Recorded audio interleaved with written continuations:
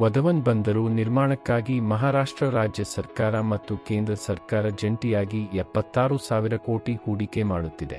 ಇದು ಭಾರತದಲ್ಲಿ ಮಾತ್ರವಲ್ಲದೆ ವಿಶ್ವದ ಅತಿದೊಡ್ಡ ಬಂದರುಗಳಲ್ಲಿ ಒಂದಾಗಲಿದೆ. ಅದರ ಅಭಿವೃದ್ಧಿಯು ಪ್ರಗತಿಯಲ್ಲಿರುವ ವೇಗವು ಗಮನಾರ್ಹವಾಗಿದೆ. ಇದು ಎದುರಿಸುತ್ತಿರುವ ಹಲವಾರು ಸಮಸ್ಯೆಗಳನ್ನು ಪರಿಗಣಿಸುತ್ತದೆ.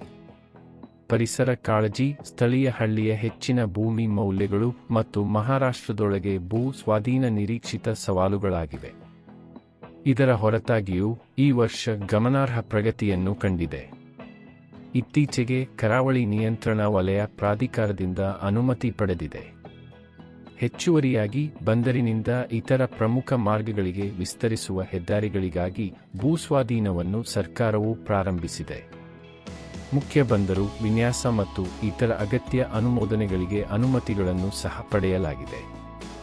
ಸರ್ಕಾರದ ಬೆಂಬಲವು ಸ್ಪಷ್ಟವಾಗಿದೆ. ಇದು ಮಹಾರಾಷ್ಟ್ರದ ಅನೇಕ ಯೋಜನೆಗಳಿಗೆ ಸಂಪೂರ್ಣ ವ್ಯತಿರಿಕ್ತತೆಯನ್ನು ಸೂಚಿಸುತ್ತದೆ. ಗಮನಾರ್ಹವಾಗಿ, ಇದುವರೆಗೆ ವಧವನ್ ಬಂದರು ಯೋಜನೆಯ ಮುಂದೆ ಯಾವುದೇ ಗಮನಾರ್ಹ ಅಡೆತಡೆಗಳು ಕಂಡುಬಂದಿಲ್ಲ. ಸರ್ಕಾರ ಮತ್ತು ಅದರ ನಿರ್ವಾಹಕರು ಈ ಯೋಜನೆಯನ್ನು ಅಭಿವೃದ್ಧಿಗೆ ಆದ್ಯತೆ ನೀಡುತ್ತಿದ್ದಾರೆ ಎಂದು ನಾನು ಅರಿತುಕೊಂಡಿದ್ದೇನೆ. ವಧವನ್ ಬಂದರು ಎಷ್ಟು ನಿರ್ಣಾಯಕವಾಗಿದೆ ಎಂದರೆ ಅದು ಅಂತಹ ತೀವ್ರ ಗಮನವನ್ನು ಪಡೆಯುತ್ತಿದೆ. ವಿಶೇಷವಾಗಿ ಮಹಾರಾಷ್ಟ್ರದ ಅನೇಕ ಯೋಜನೆಗಳು ಆಗಾಗ್ಗೆ ವಿಳಂಬವನ್ನು ಎದುರಿಸುತ್ತಿರುವಾಗ. ಸರಿ, ಯಾವುದೇ ಆರ್ಥಿಕತೆಗೆ ವ್ಯಾಪಾರದ ಮಹತ್ವವನ್ನು ಅರ್ಥಮಾಡಿಕೊಳ್ಳುವ ಮೂಲಕ ಪ್ರಾರಂಭಿಸೋಣ. ಆಮದು ಮತ್ತು ರಫ್ತುಗಳು ಆರ್ಥಿಕ ಚೈತನ್ಯವನ್ನು ಹೆಚ್ಚಿಸುವ ಪ್ರಮುಖ ಅಂಶಗಳಾಗಿವೆ. ಒಂದು ದೇಶವು ರಫ್ತುಗಳಲ್ಲಿ ಹೆಚ್ಚು ತೊಡಗಿಸಿಕೊಂಡರೆ ಅದು ಸ್ವಾಭಾವಿಕವಾಗಿ ಹೆಚ್ಚಿನ ಆದಾಯವನ್ನು ತರುತ್ತದೆ, ರಾಷ್ಟ್ರವನ್ನು ಜಾಗತಿಕ ತಯಾರಕ ಮತ್ತು ಸೇವಾ ಪೂರೈಕೆದಾರರನ್ನಾಗಿ ಮಾಡುತ್ತದೆ. ಪ್ರಸ್ತುತ ಮುಂದ್ರಾ ಮತ್ತು ಜವಾಹರಲಾಲ್ ನೆಹರು ಪೋರ್ಟ್ ಟ್ರಸ್ಟ್ನಂತಹ ಬಂದರುಗಳು ಭಾರತ ಮತ್ತು ಪ್ರಪಂಚದ ಇತರ ಭಾಗಗಳ ನಡುವಿನ ಜಾಗತಿಕ ವ್ಯಾಪಾರವನ್ನು ನಿರ್ವಹಿಸುವಲ್ಲಿ ಪ್ರಮುಖ ಆಟಗಾರರಾಗಿದ್ದಾರೆ. ದೇಶದೊಳಗೆ ಇತರ ಬಂದರುಗಳಿದ್ದರೂ ಈ ಬಂದರುಗಳು ನಿರ್ವಹಿಸುವ ಸರಕುಗಳ ಲೋಡ್ ಸಾಮರ್ಥ್ಯ ಮತ್ತು ಮೌಲ್ಯಕ್ಕೆ ಯಾವುದೂ ಹೊಂದಿಕೆಯಾಗುವುದಿಲ್ಲ, ನಿರ್ದಿಷ್ಟವಾಗಿ JNPT. ಆದಾಗ್ಯೂ ಈ ಪರಿಗಣನೆಗಳೊಂದಿಗೆ ಸಹ ನಾವು ನಮ್ಮ ಬಂದರುಗಳನ್ನು ಜಾಗತಿಕ ಮಾನದಂಡಗಳ ವಿರುದ್ಧ ಮೌಲ್ಯಮಾಪನ ಮಾಡಿದರೆ ಸುಧಾರಣೆಗೆ ಅವಕಾಶವಿದೆ. ಬಂದರುಗಳ ಕ್ಷೇತ್ರದಲ್ಲಿ ಸ್ಪರ್ಧೆಯು ತೀವ್ರವಾಗಿದೆ ಮತ್ತು ಸಿಂಗಾಪುರದಂತಹ ಬಂದರುಗಳು ಮತ್ತು ನಲ್ಲಿನ ಹಲವಾರು ಅಥವಾ ದುಬೈನಂತಹ ಸಣ್ಣ ಜನಸಂಖ್ಯೆಯನ್ನು ಹೊಂದಿರುವ ದೇಶಗಳಲ್ಲಿಯೂ ಸಹ ಬಂದರುಗಳ ಏರಿಕೆಯನ್ನು ಪರಿಗಣಿಸಿದಾಗ ಇದು ಸ್ಪಷ್ಟವಾಗಿದೆ. ಅವರು ಭಾರತದಂತಹ ಜನಸಂಖ್ಯೆಯ ರಾಷ್ಟ್ರಗಳನ್ನು ಮೀರಿಸುತ್ತಿದ್ದಾರೆ. ದೇಶದೊಳಗೆ ಬಹು ಬಂದರುಗಳ ಅಗತ್ಯವನ್ನು ಪ್ರೇರೇಪಿಸುತ್ತದೆ. ವಿಷನ್ ಪೋರ್ಟ್ ಮತ್ತು ಹಲ್ದಿಯಾ ಬಂದರುಗಳಂತಹ ಬಂದರುಗಳನ್ನು ಅಭಿವೃದ್ಧಿಪಡಿಸುವ ಗುರಿಯನ್ನು ಹೊಂದಿರುವ ಸಾಗರಮಾಲಾ ಯೋಜನೆಯಂತಹ ಉಪಕ್ರಮಗಳು ಮತ್ತು ಬಂದರು ಅಭಿವೃದ್ಧಿಯಲ್ಲಿ ಇತರ ಪ್ರಮುಖ ಆವಿಷ್ಕಾರಗಳ ಹೊರತಾಗಿಯೂ ಇಲ್ಲಿಯವರೆಗೆ ನೆಲದ ಒಡೆಯುವ ಮೆಗಾ ಬಂದರುಗಳ ಕೊರತೆ ಇತ್ತು. ವಧವನ್ನ ಆಯಕಟ್ಟಿನ ಸ್ಥಳವು ಅದರ ಬೃಹತ್ 76,000 ಕೋಟಿ ಹೂಡಿಕೆಯೊಂದಿಗೆ ಸೇರಿಕೊಂಡು ಆ ನಿರೂಪಣೆಯನ್ನು ಬದಲಾಯಿಸುತ್ತಿದೆ. ಭಾರತ ಸರ್ಕಾರ, ಮಹಾರಾಷ್ಟ್ರ ಮಾರಿಟೈಮ್ ಬೋರ್ಡ್ ಮತ್ತು ಜವಾಹರಲಾಲ್ ನೆಹರು ಪೋರ್ಟ್ ಟ್ರಸ್ಟ್ನ ಸಹಯೋಗದೊಂದಿಗೆ gateway of India's east ports ಎಂದು ಕರೆಯಲ್ಪಡುವ ವಧವನ್ ಬಂದರು ಮಹತ್ವದ ಆಟಗಾರನಾಗಿ ಹೊರಹೊಮ್ಮಲು ಸಿದ್ಧವಾಗಿದೆ.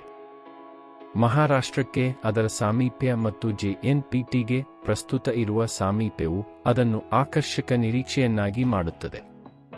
ಈ ಅಂಶಗಳಿಂದಾಗಿ ಹಡಗುಗಳ ನಿರೀಕ್ಷಿತ ಹೆಚ್ಚಿನ ಒಳಹರಿವು ಕಡಲ ಸಂಚಾರವನ್ನು ಗಣನೀಯವಾಗಿ ಹೆಚ್ಚಿಸಲು ಸಿದ್ಧವಾಗಿದೆ. ಪ್ರಸ್ತುತ JNPTಯಲ್ಲಿನ ಹಡಗುಗಳು ಡಾಕಿಂಗ್ ಮಾಡುವ ಮೊದಲು ಸಮುದ್ರದಲ್ಲಿ ಹಲವಾರು ದಿನಗಳನ್ನು ಕಳೆಯುತ್ತವೆ, ಆದರೆ ವಧವನ್ ಅಭಿವೃದ್ಧಿಯೊಂದಿಗೆ ಈ ಸನ್ನಿವೇಶವು ಬದಲಾಗುವ ಸಾಧ್ಯತೆಯಿದೆ. JNPTಯಲ್ಲಿ ಒಳಗೆ ಕಾಯುವುದು ಅನಿವಾರ್ಯವಾಗುತ್ತದೆ, ಏಕೆಂದರೆ ಹಡಗುಗಳು ತಮ್ಮ ಸರಕುಗಳನ್ನು ಪರಿಣಾಮಕಾರಿಯಾಗಿ ಇಳಿಸಲು ಅಥವಾ ಲೋಡ್ ಮಾಡಲು ಸಾಕಷ್ಟು ಬರ್ತ್ ಸ್ಥಳಾವಕಾಶವಿಲ್ಲ. ವಧವನ್ ಅವರು ಈ ವಿಷಯವನ್ನು ತಿಳಿಸಲಿದ್ದಾರೆ. ಈ ಬಂದರಿನ ವೈಶಿಷ್ಟ್ಯಗಳನ್ನು ಪರಿಶೀಲಿಸೋಣ. ಇದು 20 ಮೀಟರ್ಗಳ ಸಮೀಪ ದಡದ ಡ್ರಾಫ್ಟ್ ಅನ್ನು ಹೊಂದಿರುತ್ತದೆ. ಕರಾವಳಿಯಲ್ಲಿ ನೇರವಾಗಿ ನಿರ್ಮಿಸಲಾದ ಸಾಂಪ್ರದಾಯಿಕ ಬಂದರುಗಳಿಗಿಂತ ಭಿನ್ನವಾಗಿ ವಧವನ್ ಅನ್ನು ಕರಾವಳಿಯಿಂದ ಸ್ವಲ್ಪ ದೂರದಲ್ಲಿರುವ ಕೃತಕವಾಗಿ ತಯಾರಿಸಿದ ದ್ವೀಪದಲ್ಲಿ ನಿರ್ಮಿಸಲಾಗುತ್ತದೆ. 18 ಬರ್ತ್ಗಳನ್ನು ಹೊಂದಿರುವ 9 ಕಂಟೈನರ್ ಟರ್ಮಿನಲ್ ವಾರ್ಷಿಕವಾಗಿ 300 ಮೆಟ್ರಿಕ್ ಟನ್ ಸರಕು ಸಾಗಣೆಯ ಸಾಮರ್ಥ್ಯವನ್ನು ನಿರ್ವಹಿಸುತ್ತದೆ. ಪ್ರತಿ ಬರ್ತ್ 23.5 ಮಿಲಿಯನ್ TEUಗಳವರೆಗೆ ಹಡಗುಗಳನ್ನು ನಿರ್ವಹಿಸುವ ಸಾಮರ್ಥ್ಯವನ್ನು ಹೊಂದಿರುತ್ತದೆ. ಇದು ವಿಶ್ವದ ಕೆಲವು ದೊಡ್ಡ ಕಂಟೈನರ್ ಹಡಗುಗಳನ್ನು ಡಾಕ್ ಮಾಡಲು ಅನುವು ಮಾಡಿಕೊಡುತ್ತದೆ. ಹೆದ್ದಾರಿಗಳ ಮೂಲಕ ದೆಹಲಿ-ಮುಂಬೈ ಎಕ್ಸ್‌ಪ್ರೆಸ್‌ವೇನಂತಹ ಪ್ರಮುಖ ಯೋಜನೆಗಳಿಗೆ ನೇರ ಸಂಪರ್ಕವನ್ನು ಒದಗಿಸಲಾಗುವುದು. ಮೀಸಲಾದ ಸರಕು ಸಾಗಣೆ ಕಾರಿಡಾರ್ಗಳೊಂದಿಗೆ ರೈಲು ಸಂಪರ್ಕಗಳನ್ನು ಸಹ ಸ್ಥಾಪಿಸಲಾಗುವುದು. ಹೆಚ್ಚುವರಿಯಾಗಿ ಕಂಟೈನರ್ಗಳ ಜೊತೆಗೆ ದ್ರವ LNG ಮತ್ತು ಬ್ರೇಕ್ ಬಲ್ಕ್ ಕಾರ್ಗೋವನ್ನು ನಿರ್ವಹಿಸುವ ಸೌಲಭ್ಯಗಳನ್ನು ಅಳವಡಿಸಲಾಗುವುದು. ಸಮುದ್ರ ಮಾರ್ಗಗಳ ನಡುವೆ ಅದರ ಸ್ಥಳದಿಂದಾಗಿ ಹೆಚ್ಚಿನ ಸುರಕ್ಷತೆಗಾಗಿ ಬಲವಾದ ತಡೆಗಳನ್ನು ಸ್ಥಾಪಿಸಲಾಗುತ್ತದೆ. ಇದು ಸಮರ್ಥ ಕಡಲ ಕಾರ್ಯಾಚರಣೆಗಳಿಗೆ ಒದವನ್ನನ್ನು ಭರವಸೆಯ ನಿರೀಕ್ಷೆಯನ್ನಾಗಿ ಮಾಡುತ್ತದೆ. ಸಂಖ್ಯೆಗಳ ದೃಷ್ಟಿಯಿಂದ ಭಾರತವು ಅತಿದೊಡ್ಡ ಬಂದರುಗಳಲ್ಲಿ ಒಂದನ್ನು ಸ್ಥಾಪಿಸಲು ಸಜ್ಜಾಗಿದೆ. ಈಗ ಈ ಬಂದರನ್ನು ಹೇಗೆ ಅಭಿವೃದ್ಧಿಪಡಿಸಲಾಗುತ್ತಿದೆ ಎಂಬುದನ್ನು ಅರ್ಥಮಾಡಿಕೊಳ್ಳೋಣ.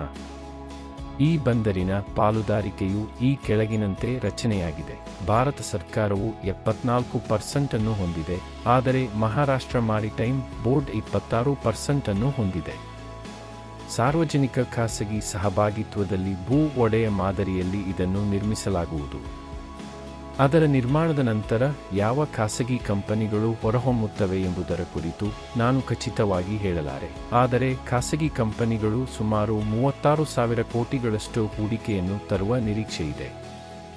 JNPT ಸರಕು ನಿರ್ವಹಣೆ ಸೌಲಭ್ಯಗಳು, ಲಾಜಿಸ್ಟಿಕ್ಸ್ ಮತ್ತು ಇತರ ಸಾಮಾನ್ಯ ಉಪಯುಕ್ತತೆಗಳಿಗಾಗಿ ವಿಶೇಷ ಉದ್ದೇಶದ ವಾಹನವನ್ನು ರಚಿಸುತ್ತದೆ. ಈ ಬಂದರಿನ ಹಣಕಾಸು ಮತ್ತು ರಚನೆಯು ಈಗಾಗಲೇ ತಿಳಿದಿದೆ. ಈ ಬಂದರಿನ ನಿರ್ಮಾಣದ ಪ್ರಯೋಜನವೆಂದರೆ ಇದು ಭಾರತದ ಪಶ್ಚಿಮ ಕರಾವಳಿಯ ಅತಿದೊಡ್ಡ ಆಳವಾದ ಕರಡು ಬಂದರುಗಳಲ್ಲಿ ಒಂದಾಗಿದೆ. ಇದು ಭಾರತವು ತ್ವರಿತವಾಗಿ ಬೆಳೆಯುತ್ತಿರುವ ಆರ್ಥಿಕತೆಯಾಗಲು ಸಹಾಯ ಮಾಡುತ್ತದೆ, ಸೇವೆಗಳಿಗಿಂತ ಉತ್ಪಾದನೆಯ ಮೇಲೆ ಹೆಚ್ಚು ಗಮನಹರಿಸುತ್ತದೆ. ಪ್ರತಿ ವರ್ಷ ರಫ್ತು ಹೆಚ್ಚಳದಿಂದಾಗಿ ನಮ್ಮ ಆರ್ಥಿಕತೆಯು ವಿಸ್ತರಿಸುತ್ತಿದೆ, ಇದರಿಂದಾಗಿ ಹೆಚ್ಚಿನ ಖರೀದಿ ಸಾಮರ್ಥ್ಯವಿದೆ. ಆದಾಗ್ಯೂ ನಮ್ಮ ಆಮದುಗಳು ಸಹ ಹೆಚ್ಚುತ್ತಿವೆ. ಹೆಚ್ಚು ಸರಕುಗಳನ್ನು ಸಮರ್ಥವಾಗಿ ನಿರ್ವಹಿಸುವ ಸಾಮರ್ಥ್ಯವಿರುವ ಟರ್ಮಿನಲ್ಗಳ ಅಗತ್ಯತೆಯ ಅವಶ್ಯಕತೆಯಿದೆ. ನಾವು JNPT ಮತ್ತು ಇತರ ಅಸ್ತಿತ್ವದಲ್ಲಿರುವ ಬಂದರುಗಳ ಮೇಲೆ ಅವಲಂಬಿತರಾಗಿ ಉಳಿದರೆ ನಾವು ದೊಡ್ಡ ದಟ್ಟಣೆಯನ್ನು ಎದುರಿಸಬಹುದು, ನಮ್ಮ ಲಾಜಿಸ್ಟಿಕ್ಸ್ ಅನ್ನು ವಿಳಂಬಗೊಳಿಸಬಹುದು. ಈ ಬಂದರುಗಳು ಮೆಗಾ ಹಡಗುಗಳನ್ನು ಸಮರ್ಥವಾಗಿ ನಿಭಾಯಿಸಲು ಸಾಧ್ಯವಿಲ್ಲ. ಇದರಿಂದಾಗಿ ಅನೇಕ ದೊಡ್ಡ ಹಡಗುಗಳು ಭಾರತವನ್ನು ಬಿಟ್ಟು ಸಿಂಗಾಪುರದಂತಹ ಬಂದರುಗಳಿಗೆ ಹೋಗುತ್ತವೆ. ಈ ಸನ್ನಿವೇಶವು ಮುಂದುವರಿಯಬಾರದು. ಭಾರತವು ಮುಂದುವರಿಯುತ್ತಿದ್ದಂತೆ ಈ ಬಂದರು ಕೇವಲ ಆರ್ಥಿಕವಾಗಿ ಮಾತ್ರವಲ್ಲದೆ ಆಯಕಟ್ಟಿನ ದೃಷ್ಟಿಯಿಂದಲೂ ಪ್ರಾಮುಖ್ಯತೆಯನ್ನು ಪಡೆಯುತ್ತದೆ. ಪ್ರಪಂಚದ ಹೆಚ್ಚಿನ ಮೌಲ್ಯದ ಸರಕುಗಳ ಗಮನಾರ್ಹ ಭಾಗವು ಸ್ವಿಸ್ ಕಾಲುವೆಯ ಮೂಲಕ ಹಾದುಹೋಗುತ್ತದೆ. ಇದು ಭಾರತದ ಪಶ್ಚಿಮ ಕರಾವಳಿಗೆ ಹತ್ತಿರದಲ್ಲಿದೆ. ವದವನ್ ಈ ಮಾರ್ಗಕ್ಕೆ ಹತ್ತಿರವಾಗಿರುವುದರಿಂದ ಪ್ರಕ್ರಿಯೆಗೆ ಪ್ರಮುಖ ಕೇಂದ್ರವಾಗಬಹುದು. ಇದಲ್ಲದೆ ಅಂಡಮಾನ್ ಮತ್ತು ನಿಕೋಬಾರ್ನಲ್ಲಿ ಬಂದರುಗಳನ್ನು ಅಭಿವೃದ್ಧಿಪಡಿಸಿದರೆ ನಾವು ಬಂದರುಗಳ ಪ್ರಮುಖ ಸರಪಳಿಯನ್ನು ಹೊಂದಿದ್ದೇವೆ. ವದವನ್ ಅದರ ನಿರ್ಣಾಯಕ ಭಾಗವಾಗಿದೆ. ಆದಾಗ್ಯೂ ಇದು ಅಲ್ಪಾವಧಿಯ ಯೋಜನೆಯಾಗಿಲ್ಲದ ಕಾರಣ ಪೂರ್ಣಗೊಳ್ಳುವ ಟೈಮ್ಲೈನ್ ಅನ್ನು ಊಹಿಸಲು ಇದು ಸವಾಲಿನ ಸಂಗತಿಯಾಗಿದೆ.